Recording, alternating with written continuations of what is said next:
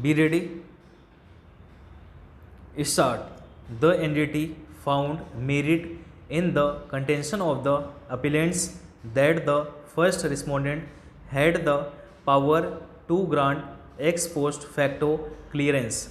However, it would have only prospective operation. The clearance could, however, be supported if the activity which was permitted was one which was contemplated under the 2011 notification. The tribunal went on to note that the storage facilities were not located in the Chennai port. In fact, it was on the basis that under paragraph 8 of the 2011 notification, storage of edible oil inter alia was permissible in the limits of a notified port. The attempt of the appellants to support the clearance with reference to the fact that under permitted activities in CRZ1, storage of non-hazardous cargo including edible oil was permitted within the limits of a port, and a distinction therefore existed between the words within and in did not find favor with the NGT. It was the contention of the appellants that being two different words and a meaningful interpretation being warranted in the case of CRZ1, the activity to be permitted had to be strictly within the limits of the port, both taking into account the difference in the words used as also the fact that CRZ2 contemplated a less harsh regime. The case of the appellants was that a purposeful interpretation would warrant the view that the storing of the edible oil in the CRZ2 area could be permitted even outside the limits of the port. It is this argument that failed. The NGT has found the impugned order of the first respondent illegal. The construction of the storage facility and the pipeline were directed to be removed.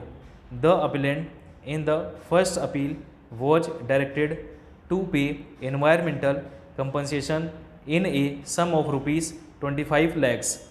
We may only elucidate that the appellant in the connected appeal had initially succeeded before the tribunal. However, it was after allowing a review petition which decision was not challenged, and on hearing the appeal again that the present impugned order came to be passed. Nothing that the appellant in the connected case was earlier visited with environmental compensation. No compensation was imposed on it. We heard learned senior counsel for the appellant in the first appeal and also the learned senior counsel. We further heard the learned senior counsel on behalf of respondent number 5 and learned counsel on behalf of respondent 2 and 3. We also further heard the learned counsel on behalf of Union of India. The learned senior counsel would submit that the appellant was engaged in the manufacture of edible oil in order to avoid the traffic snarl and the congestion it caused in the Chennai port.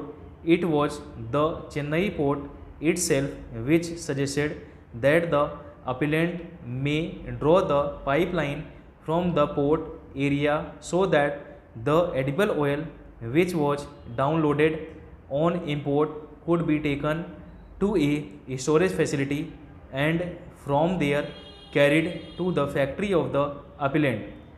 He would submit that the provisions of 2011 notification would reveal that paragraph 3 declares activities which are prohibited. The storage tank has been put up in CRZ2 area. There are construction activities permitted in CRZ1 area, which is the most fragile area. He would take us through the notification and point out that on a combined reading of paragraphs, the following will be the upshot. In regard to CRZ2, it is less sensitive than CRZ1. In CRZ1, the storage of edible oil inter alia is permitted within the notified ports. In CRZ2, on the other hand, storage of non-hazardous cargo such as edible oil, fertilizers and food grain is permitted in notified ports. Since the word within, which is used in CRZ1, is not employed in regard to the similar activity in CRZ2 and instead the word in is used, the principal contention is that they must receive a different meaning. He would further contend that this court may adopt purposive interpretation, and in this regard he drew our attention to the judgment of this court.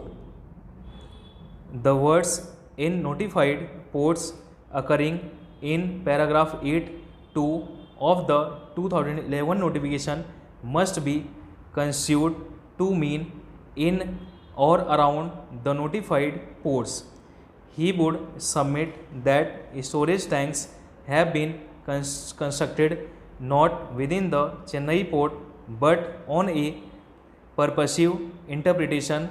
The storage tank must be treated as in the Chennai port, though it is not in its notified limits. The storage container was located in the customs notified area of the Chennai port. He would contend that CRZ2 even permits facility for the storage of petroleum products and liquefied natural gas. If that is so, he poses the question that having regard to the fact that CRZ2 generally provides for a less harsh regulatory regime and CRZ1